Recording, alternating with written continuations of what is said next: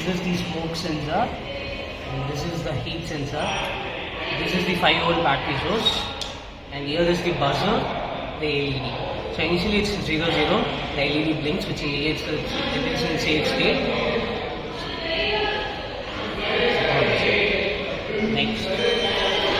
Next it senses the body temperature, and the buzzer rings.